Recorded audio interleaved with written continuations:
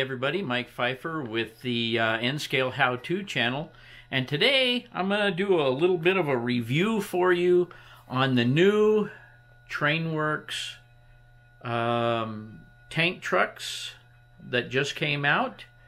They have been pre-ordered for quite some time. This happens to be a Texaco, and what is the number there? 55019. I think they are available with a Peterbilt. I don't know the truck numbers. There's a 351. This is a Peterbilt 350, and I think they have a 351 or something. I don't know. I don't know my semis very well. However, we're going to take this and open it up, and I'm going to give you a little review on it. I've opened up one. I have two for my layout here, and I always like them. These two, as opposed to some of them I have purchased, will be used on the layout. I have two more over there, two flatbed trucks. You've seen them in other videos probably, that I will also be using out here that are the older Peterbilts. But anyway, let's open this up and take a look at it and see what you think.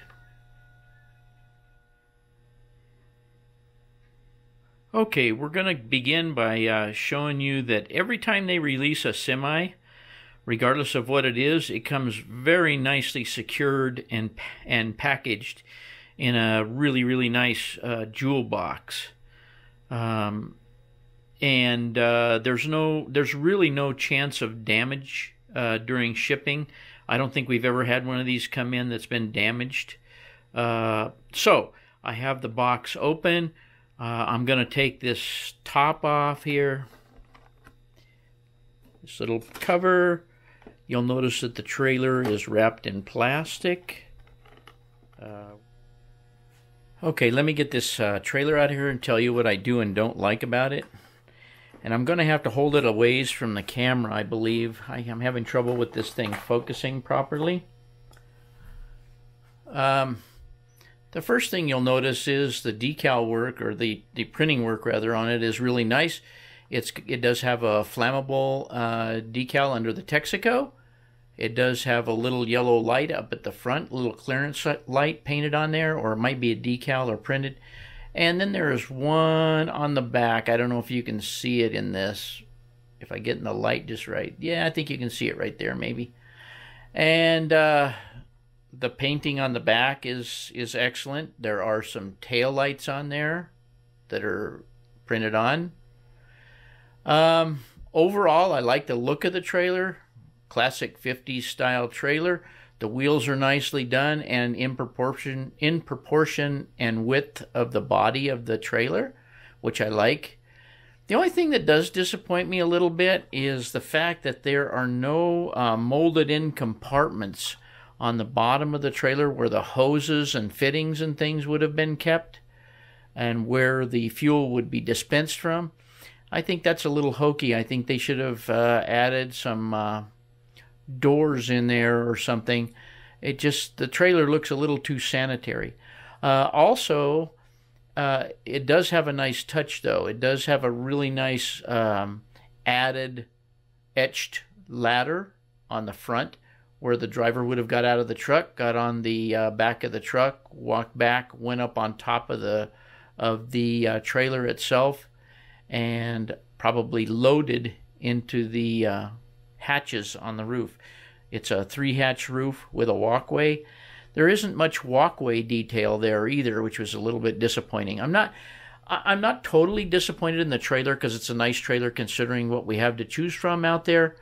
But I think there's a couple more things could have been done to it and time spent on it to make it into something just a little more fitting for the detail of the truck, I guess I would say.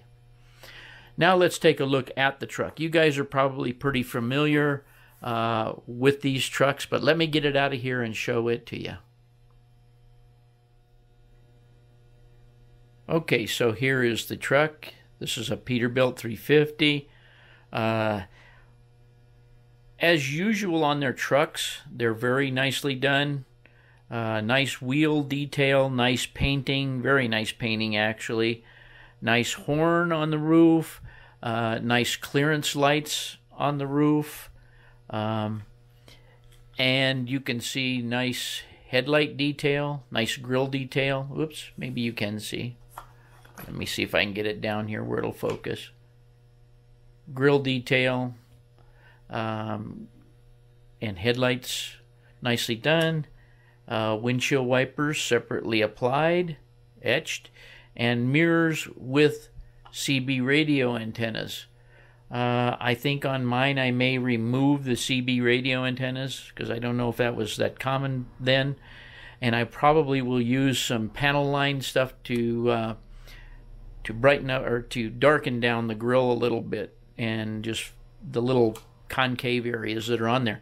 Nice air filter on the side, like I say, a single side exhaust on it, which is nicely done. Just an overall very nice truck compared to a lot of the offerings out there. It does have an interior, a little bit of an interior in it. There's a steering wheel that's definitely showing in there, which is kind of nice. It is a long chassis truck. No sleeper or anything, obviously. Nice mud flap detail. Nice fifth wheel. And when the truck goes together, it makes a nice looking truck. The fuel tank, the battery step is nice. The steps on both sides. I just really like the truck. I always like the fact that their wheels are within the width of the body. You don't have some hokey looking wheels sticking out the side of the truck. But let me set it down here and we'll try to take a closer look at it. This is not a good close-in camera, but we'll try to take a look. Okay, so here's a shot about as good as I can get on the truck. I'm going to turn it towards you a little bit so you can kind of see a little bit of the cab details and stuff.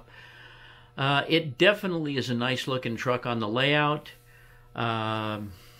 They are a little bit on the pricey side, I know, but they've always retained their value. So if you get tired of looking at it, you can sell it on eBay and probably make money on it. But that's not really the point here, as I intend to use these because they are fitting for my Texaco distributor area up here. But anyway, overall, I really like the truck. I think it's a nice looking truck. Another thought that came to my head is probably putting some white paint in the headlights instead of the silver, to give it a look that the headlights are somewhat different than the silver. And like I say, use some of the panel line to fill in the radiator, give it some dimension.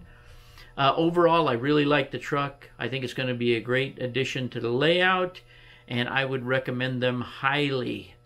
Even with the things I complained about, it's still a very nice trailer, a very nice truck.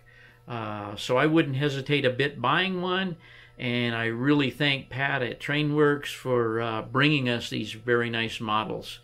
So in conclusion, I would rate it about a 9 out of 10. I don't know what would surpass it, except some of the truck and trailers, possibly the UPS trucks and trailers that he did. But nevertheless, it's still a nice model, and I thank him for bringing it to us, and I hope you guys enjoyed this. Okay, gang, I hope you enjoyed this review of the Trainworx tank trucks, and as usual, thanks for watching, and I hope you enjoyed it.